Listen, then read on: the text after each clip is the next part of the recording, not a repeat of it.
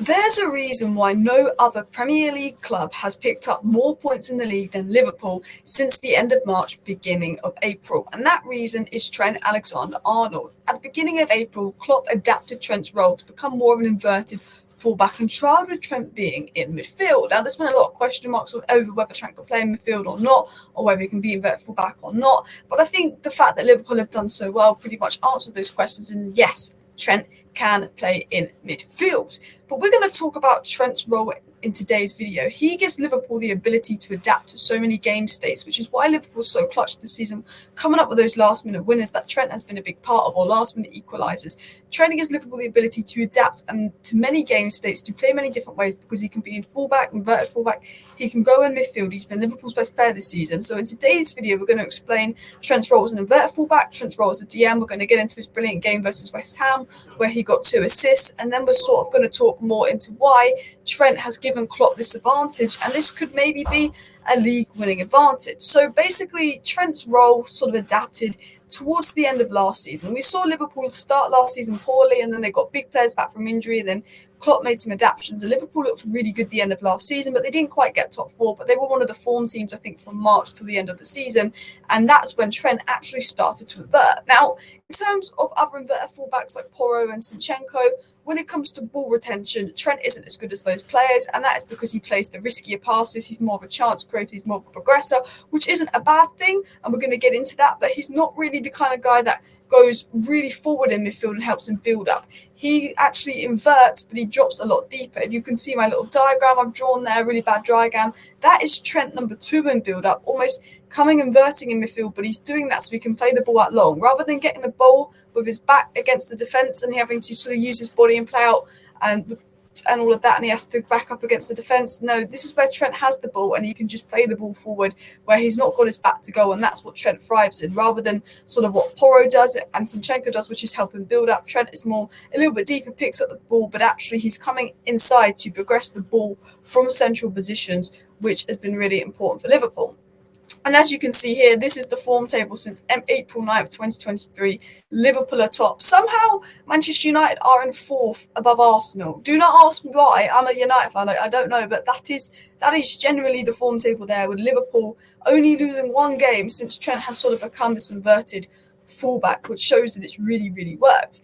And I sort of spoke about why Trent won't be good in build-up as an inverted fullback, and that's because his retention. This is a passing map. You can see that his retention is a lot lower than most people, but you can look at his progressive passes, you look at his successful passes, you look at his forward passes, and while the retention isn't high, with Trent coming into midfield and particularly playing more inverted in those central areas, he's got increased creativity, increased creating more chances, progressing the ball.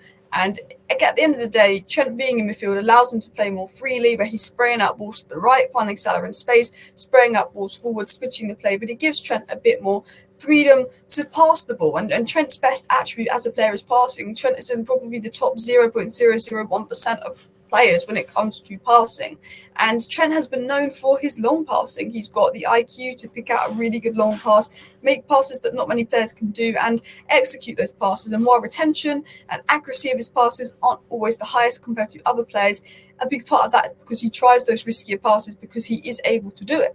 Now, if you look here, I'm going to show you a few examples of risky passes that Trent plays. But to sort of summarise Trent, he's one of the few players that has the IQ and has the ability to potentially play DM, because he's got the IQ to pick out a pass from deep and be a deep laying playmaker. We obviously spoke about his accuracy and retention being lower, but that's because he tries riskier passes.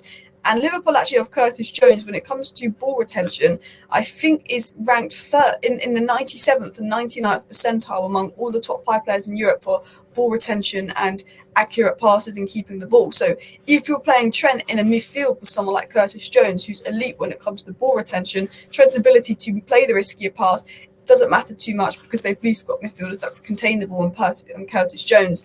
And you saw that Curtis Jones and Trent worked phenomenal versus West Ham. I mean, Curtis Jones dropped a 10 out of 10 performance, but Trent obviously got those 2 assists. And you can see this sort of a picture here of an example of what Trent does. Now, Trent actually gives the ball away here, but Trent gets the ball in these kind of areas and he just lobs it across and almost tries to switch the play to play in Luis Diaz, which doesn't quite come off to him. But that is why his retention's lower, not because he's a bad passer, but he tries those kind of passes that no other fullback or midfield really tries.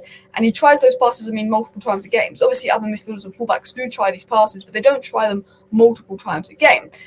Diving more into sort of Trent again, here's another example. He'll get the ball here and he actually manages to play it through and find Gakpo there in between the lines. Trent has the ability to do that. He plays those risky passes, switchy plays, playing players between the lines, and 50% of the time he finds those players, which pretty much results in a good chance for Liverpool, a good Liverpool attack.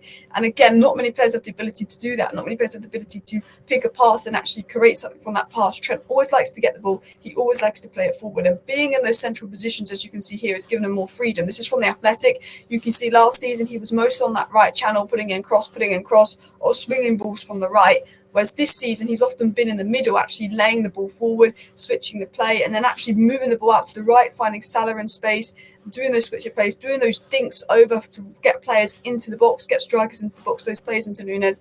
And then, of course, he's been doing the same, a few crosses as well. But obviously, Liverpool were ranked first for crosses last season in the Premier League. So far this season, they're ranked sixth, and that's just because instead of Trent whipping in crosses, Trent is actually whipping in balls over the top and playing in strikers. And that gives Liverpool a different approach, because if they have a player that's maybe not the best aerially and Trent's whipping in crosses, not going to work. But if they've got a player that's very good at running between the lines and getting through on goal, like Darwin Núñez is a transitional player who is quite good in the air as well. Those kind of balls can play in Núñez, those kind of balls can play in Salah, those kind of balls can play in Diaz. And Liverpool obviously bested the transition, and Trent coming into midfield and playing those balls kind of through the middle and playing those balls out wide really helps the transitional style of play that Klopp wants to make when Liverpool get the ball in defensive areas and can overturn it quickly. So we sort of spoke most about this, and one of the main advantages of Trent coming into midfield is it opens up more space for Salah, because if Trent is playing inverted and he comes into midfield, the other team's attack has to come into midfield to follow Trent, which means there's more space on that wide zone for potentially the ability for Salah to be played in. That gives Trent the space to find wingers, which he can from those deep central positions, as I explained earlier. It obviously means that Liverpool can create overloads in midfield, which would help them dominate games and be better in possession. But I don't think that's Liverpool's overall game. We know that Arsenal and Man City and, of course, have recently inverted players to help them get an extra body in midfield for overload and build-up, with Spurs as well. But I think Liverpool more do it for creativity. It meant that Liverpool's progressions got better. While Trent is creating less chances, he's basically the main progressor of the ball for Liverpool, which means that he's almost getting second assists, free assists in a way where maybe he's not creating as many chances, but he's the guy that creates the chance that then creates the chance, which leads to the goal. And obviously it also allows Trent to get in those right half spaces, like Beckham did, like Kevin De Bruyne did, and whip in those crosses. That's worked really, really well. Now, I wanted to talk about Trent as a DM, because I've sort of explained that Trent has mostly been an inverted fullback coming into midfield, but we've seen times where Joe Gomez has come on, or recently was it Conor Bradley who played in this game, and Trent went into DM here. And I'm just going to highlight things that he did versus West Ham, defensively and going forward. This was an opportunity where he just gets the ball on the edge of the box and he drives the ball in and he almost finds Darwin Núñez, who just can't get his feet on it. And that could have been an assist for Trent. Literally got the ball, whipped it through the middle, found Darwin Núñez, who couldn't quite put the ball in, but that could have been an assist for Trent. And he already got 2 assists that game. There's then opportunities where he's back and he's reading the game well. He's stopping the counter-attack, having Trent in midfield. He's got to sort of read the pass and stop the counter-attack. It was very Declan Rice move, this, because when he got the ball, he carried the ball forward and tried to create something of it. There's other opportunities where he's picked up the ball deep and he's switched the play, which is what he does in the invert fullback. It gives him the license to dictate the game from deep, be a deep line playmaker, and there's provide an opportunity for Diaz there. Many times he would just sort of get the ball here and he would play it through, and then the next thing you know, he plays it out wide to Harvey Elliott, who puts it across to Salah. Nothing happens with that one. But then you can see this moment, I think this was the key moment versus West Ham, where Trent is like, he gets the ball, he intercepts it like a Declan Rice kind of interception, but that interception kind of was a pass into Salah to lay Salah through on goal, which was a Salah assist. And that shows you what kind of interception pass this was. It was an unbelievable assist. He also got assist on Curtis Jones, and he could have maybe got an assist on Núñez, which could have been 3 assists in 30 minutes versus West Ham. And yes, West Ham were open. Yes, West Ham defended poor and they weren't good, but you have to praise Trent and for how good he was in this game. So we sort of discussed in this video, Trent can play right back, where he can go out wide and he can spam crosses in. But recently he's developed into an inverted right back, where sometimes when Klopp wants a bit more creativity going forward, he's looking for a goal. Fulham game, Man United game, Man City game, where he's almost put Joe Gomez on a right back, and all of a sudden Trent's sort of gone into that midfield role, and he's just allowed for a bit more creativity as a DM. Now, this is what gives Liverpool, I think, an advantage over other Premier League sides, is that unpredictability. They've also got people like Thiago Betic and obviously McAllister, who's recently been injured. But they've got Gravenberch, Szoboszlai, Jones and Elliott that are all can play as 8s. You've got Trent that can play as a 6 or an 8. You've even got Gakpo who can play as an 8. And you can see that Klopp, in many games this season, has often changed the midfield, whether it's Joe Gomez and Trent going into midfield, whether it's Trent inverting a midfield, whether it's Elliott for Gravenberch, Jones for Szoboszlai, McAllister for Endo. I forgot to even put Endo in here. And they've not even used Betic, and they've not even used Thiago. Liverpool have this conundrum of midfield, and Trent is just a player that they can add to that. And although Liverpool feel like they don't have that DM, they don't have that DM. And I think that while Trent can play DM, I think they'll probably want like a Chouameni type player.